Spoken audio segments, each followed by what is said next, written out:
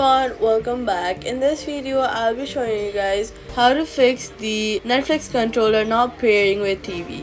If your Netflix controller is not pairing with your TV, do not worry. This is a common issue and easy to fix. Follow these steps. First, make sure both your TV and phone are connected to the same Wi-Fi. Without this, pairing will not work.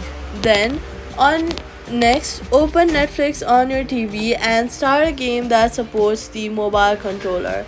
Then, open the Netflix app on your phone.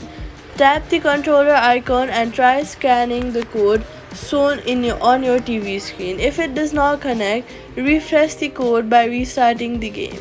Now restart both your TV and phone. This resets the connection and fixes most pairing problems. Also, make sure Netflix app is updated on both the devices. Go to App Store, search for Netflix and make sure that it is updated.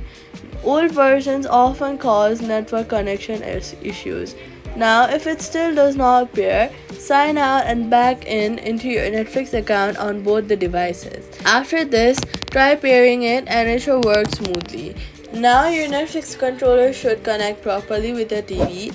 Thanks for watching. See you in the next guide.